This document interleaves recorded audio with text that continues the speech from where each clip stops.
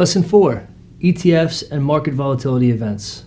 First, we look at ETF volumes during periods of market volatility. In the wake of the '87 crash, an SEC report triggered the American Stock Exchange in partnership with State Street ETFs to launch the first US-listed ETF, ticker SPY. Since that time, we've seen investors gravitate to the ETF structure to navigate these periods of uncertainty and market volatility. In the majority of periods in which the market is distressed, investors gravitate to the ETF, the centralized and continuous pricing, to understand what securities are worth and to transfer risk during these periods. Next, we'll look at high-yield ETF trading behavior. When the first bond ETFs were launched, there was an evolution in the market for ETF market makers to understand and efficiently trade the underlying baskets of bonds and price the ETFs efficiently throughout the day.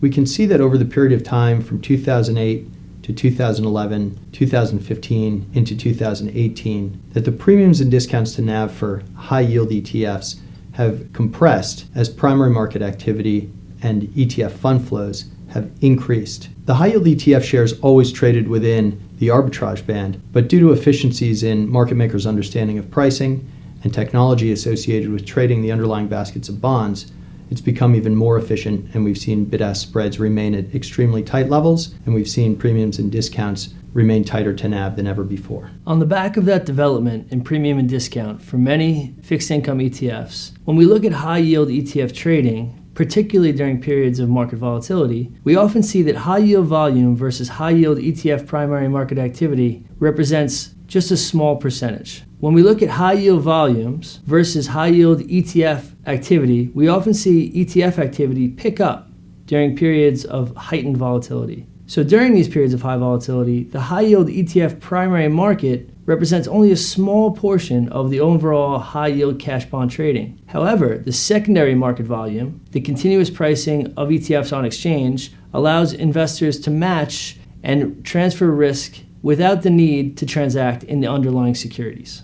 This is an important and exciting development as fixed income ETFs continue to evolve and develop ecosystems rivaling that of what's been built in the equity ETF market. Next, we'll look at 3 case studies of ETFs in times of heightened volatility. First, we'll look at August 24th of 2015, which was a period of tremendous uncertainty in terms of price discovery of the underlying securities in the market broadly. On August 24th of 2015, there were major global growth concerns that triggered a sharp sell-off globally, beginning in emerging markets in Asia, then in Europe, then in the US futures market, which was trading limit down as we approached the open of the US equity market at 9:30 in the morning. Typically, traders looking to open securities, whether they be single stocks or ETFs, look to the futures market as a reference or proxy price when they think about where the underlying securities should be opened. Unfortunately, on August 24th, futures were trading limit down and were unavailable as a reference price to open securities. SPY opened right at 9:30 and traded continuously throughout the day, even though many of the underlying securities in the S&P 500 opened more gradually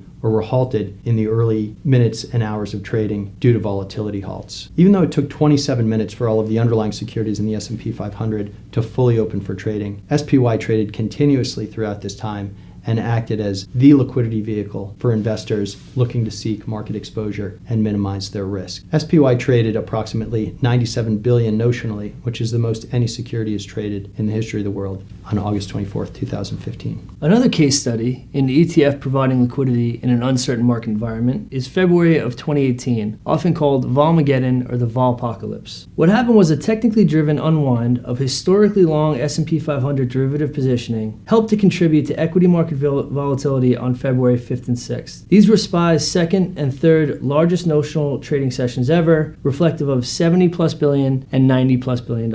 As we evaluate what occurred and what transpired to lead to this event, we have to look back to 2017. The strong momentum in the U.S. equity markets carried through the end of the year for a variety of reasons and into the early part of 2018. As leveraged market longs and crowded short volatility position triggered a technical unwind, SPY was there to allow investors to transact in equity markets in an orderly fashion. The third and final case study looks at the fourth quarter of 2018, which was a sustained period of increased market volatility. When many investors think of volatility, they think in terms of spikes or brief periods of time where we see increased volatility in the market. Q4 of 2018 was unique because essentially we saw heightened volatility throughout the bulk of that time period. But over that time period, we saw bid-ask spreads on S&P 500 remain constant, averaging approximately a penny wide throughout that entire time period. Whereas other ETFs that track the S&P 500 saw widening of their bid-ask spreads. It's important to note when you think about total cost of ownership of your ETF to look at events like this where bid-ask spreads remain constant on certain funds and may widen out in other funds,